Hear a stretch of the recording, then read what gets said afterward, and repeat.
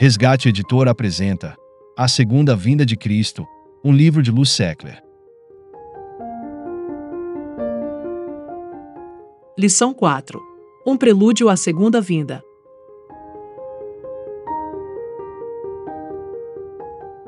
Apesar de termos lido várias vezes nos evangelhos o relato da transfiguração de Cristo, é possível que não tenhamos entendido que se trata também de uma profecia, de um prelúdio do que será a segunda vinda de Cristo. A transfiguração foi, na realidade, uma amostra da glória e um prelúdio do que deverá acontecer ao Senhor naquele dia. Parte da confusão está na divisão entre os capítulos 16 e 17 de Mateus. Temos que admitir que, embora as Escrituras sejam inspiradas, a numeração dos capítulos e versículos não o é.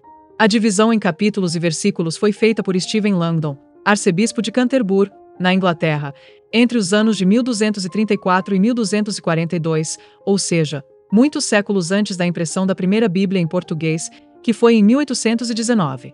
O que quero dizer é que nem os evangelistas, Mateus, Marcos, Lucas e João, nem Paulo ou Pedro sonhavam que seus capítulos e versículos seriam numerados como nas versões mais atuais.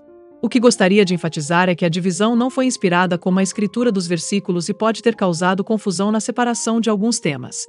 Jesus começou a falar de sua segunda vinda bem antes do início de Mateus, capítulo 17. Note os dois versículos no final do capítulo 16, o que parece apresentar uma discrepância porque o Senhor tinha dito: em verdade vos digo que alguns dos que aqui estão não provarão a morte até que vejam vir o Filho do Homem no seu reino. Mas, na realidade, durante a transfiguração ele já estava comunicando como seria sua segunda vinda. Estava Cristo correto ou errado? Estava correto. Quando os colocamos no contexto completo, a transfiguração foi uma amostra da segunda vinda. Era uma visão do futuro, uma descrição que Mateus fazia para os discípulos sobre a segunda vinda de Cristo. Enquanto estudamos esta parte das Escrituras, quero que aprendamos 3 lições básicas sobre a transfiguração e como ela se relaciona com a segunda vinda. 1. O período indicado. Notem quanto tempo se passou. Mateus 17, verso 1 diz: 6 dias depois, Jesus tomou consigo Pedro, Tiago e João, irmão de Tiago, e os levou a uma montanha alta. Observe aqui o período. A palavra diz que foram 6 dias depois. Isso foi quase uma semana depois de Cristo ter dito que alguns dos que estão aqui presentes não provarão a morte antes de verem o Filho do Homem chegar ao seu reino. Os profetas do Antigo Testamento jamais viram a igreja estabelecida, mas sabiam que um Salvador viria em sua glória e poder. Eles pregavam como se aquilo estivesse prestes a acontecer. No Novo Testamento, os discípulos também pregaram sobre a volta de Cristo, cuja data não tardaria em chegar. No entanto, já se passaram mais de 2000 anos e ainda não vimos os sinais correspondentes da segunda vinda. Após a ascensão de Cristo, Pedro pregou ao grupo de israelitas presentes no dia de Pentecostes, mencionando primeiro a história através do profeta Joel. Depois pregou sobre os sinais da lua e das estrelas e o que aconteceria. Ao longo dos tempos, os discípulos também pregaram e esperaram que Cristo logo chegaria. Que grande alívio representaria a volta de Cristo para aqueles que sofrem perseguições. Temos que entender que o que Mateus está compartilhando neste capítulo é sobre a segunda vinda de Cristo, que estava prestes a acontecer em pouco tempo. Concluímos que tudo estava pronto para a segunda vinda, conforme as pregações de Atos e as cartas de Paulo, Pedro, João, Tiago e Judas, que também menciona a segunda vinda. Observe o período, 6 dias depois, e também a divisão dos capítulos. Certa vez, um homem que era hóspede de um chalé nos Alpes suíços ouviu estrondos semelhantes aos de um terremoto. Rapidamente, ele se levantou e correu para a recepção, perguntando se havia alguma emergência, pois parecia que as montanhas estavam prestes a explodir. O visitante tremia de medo. O recepcionista explicou-lhe dizendo: amigo, estamos no lado oeste da montanha. Quando o sol se levanta no lado leste, a neve e o gelo se expandem e começam a se aquecer. A expansão causa um estrondo muito forte. Não é o fim do mundo, apenas um novo dia começando aqui nos Alpes. Um novo dia começará. Haverá uma nova glória quando Cristo voltar, e seremos transportados com Ele. Não será nada preocupante, mas será um novo dia para aqueles que Ele encontrar fiéis e preparados. Quero que você entenda o período indicado. A Bíblia indica que será um tempo de curta duração, e antes que percebamos, Jesus voltará e nos levará juntos com Ele. 2. Saberemos quem são os que irão e os que ficarão. Os amigos mais íntimos de Cristo. Não apenas notamos o período indicado, mas também as pessoas envolvidas quando Cristo voltar em sua glória e encontrar pessoas envolvidas em sua obra. Pedro, Tiago e João eram os mais íntimos dos apóstolos do Senhor, receberam mais ensinamentos de Cristo do que os demais. Isso significa que Jesus tinha seus favoritos? Claro que não, mas podemos contar com isso. Cristo sempre teve amigos íntimos, homens e mulheres que o amavam mais do que os outros e o procuravam porque estavam sempre sedentos por seus ensinamentos. Você se considera um dos seus amigos íntimos? Confessa seus pecados a Ele. Confia sua salvação a Ele. Como já dissemos, Pedro, Tiago e João eram íntimos, mas não prediletos. Nós também precisamos ser íntimos e estar preparados para a sua volta. Se ainda não nos consideramos seus amigos íntimos, devemos começar o processo hoje mesmo. Os participantes, a Bíblia diz no versículo 3, apareceram diante deles Moisés e Elias, que lhes falavam. Isso é muito interessante. Pedro, Tiago e João representavam aqueles que esperavam a volta de Cristo, mas Moisés e Elias representavam a lei e os profetas, que possivelmente também participarão da volta de Cristo. Moisés passou pela morte, mas não Elias. Por isso, quando Cristo voltar, haverá cristãos vivos e mortos, mas todos estarão vivos para ouvir a voz do Senhor, até mesmo aqueles que o torturaram. Paulo disse em 1 Coríntios 15 versos 51 ao 53, Eis que eu lhes digo um mistério. Nem todos dormiremos, mas todos seremos transformados, num momento, num abrir e fechar de olhos, ao som da última trombeta.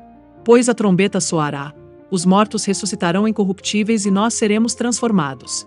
Pois é necessário que aquilo que é corruptível se revista de incorruptibilidade, e aquilo que é mortal se revista de imortalidade.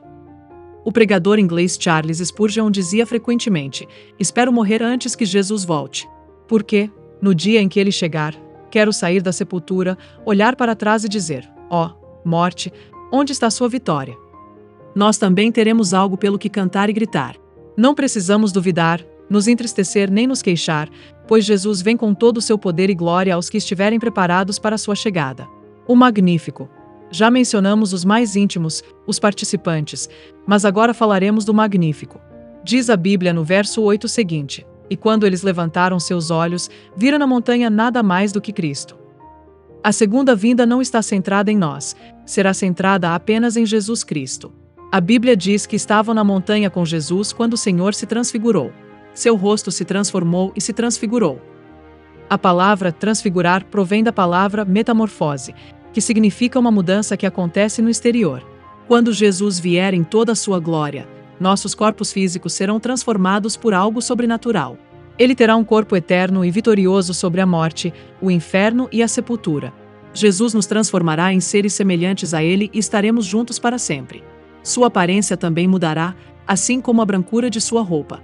O versículo diz, sua túnica era branca como a luz. Nossa roupa também será mudada, pois estaremos vestidos para a eternidade.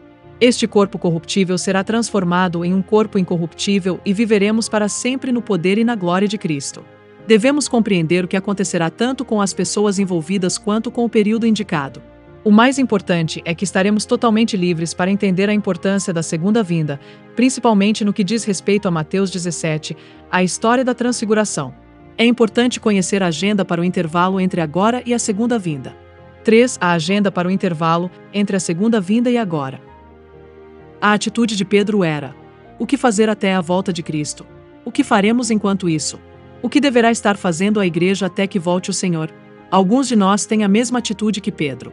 No versículo 4, Mateus relata o seguinte: Pedro disse e respondeu a Cristo, o Senhor. Que bom que estamos aqui.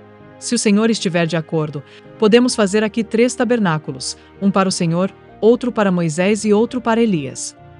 Pedro queria ser o construtor dos tabernáculos e ficar com Cristo na montanha. Ele não parecia estar interessado em deixar a montanha para voltar ao vale. Alguns gostariam de permanecer na montanha e nunca mais voltar ao vale porque gostam das experiências sobrenaturais. Mas é necessário descer ao vale, onde podemos ser úteis para Deus. Assim como Pedro, muitos preferem construir edifícios a ganhar almas para Deus. Há mais interesse em um passeio agradável na montanha do que em ser útil para o Senhor no vale. No entanto, nunca apreciaremos a montanha até que voltemos ao vale para compartilhar a experiência vivida na montanha.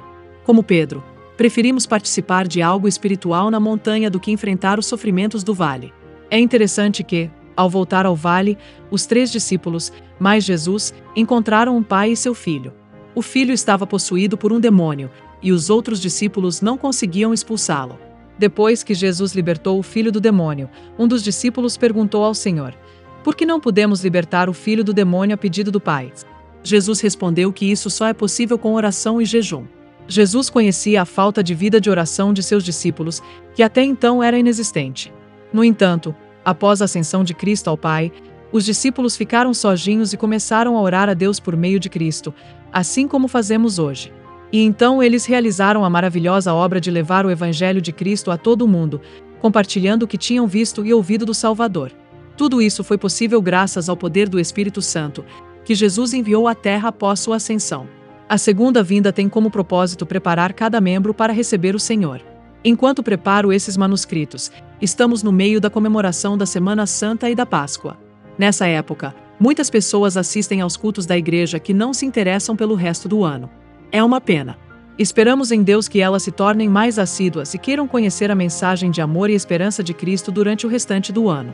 A segunda vinda foi projetada para nos lembrar que devemos estar ocupados com as boas obras, ajudando os membros necessitados, vizinhos e colegas de trabalho que precisam de auxílio.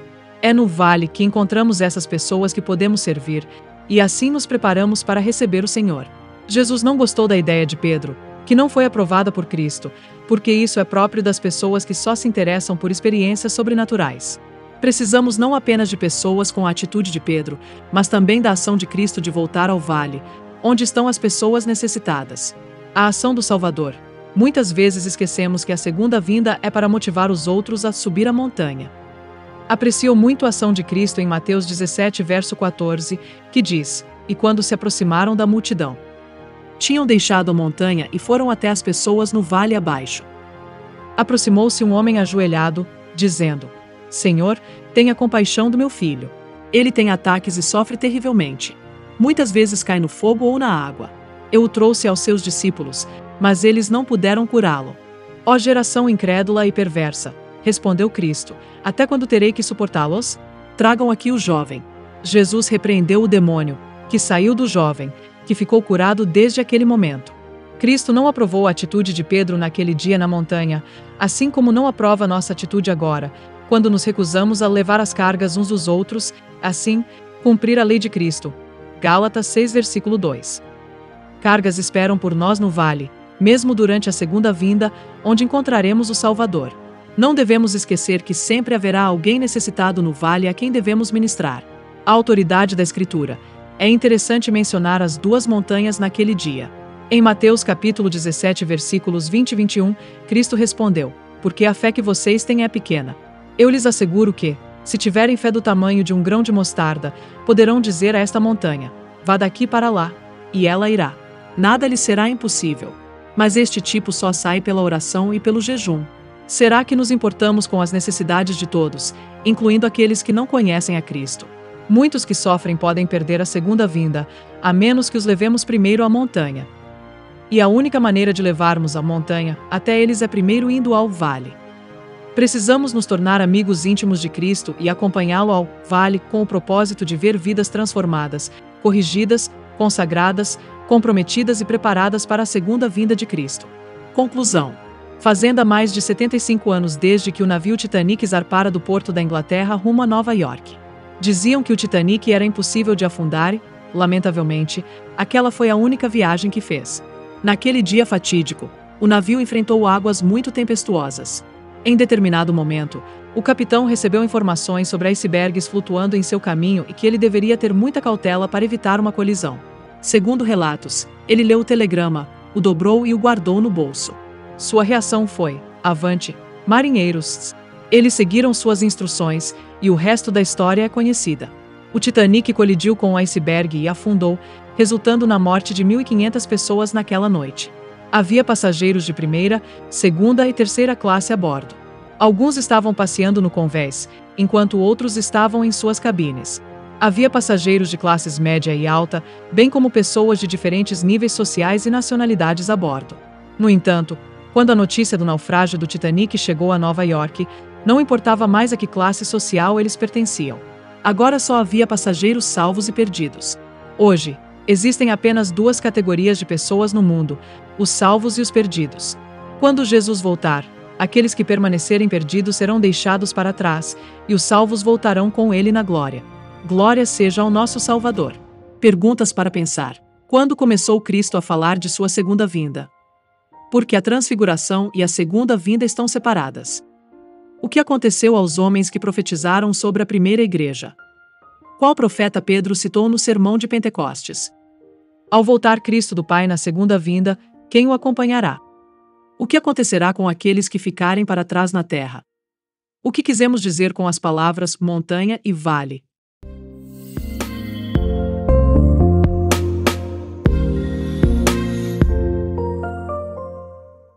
Resgate Editora e você, juntos nessa missão. Conheça esse título e outros no site www.resgatelivros.com.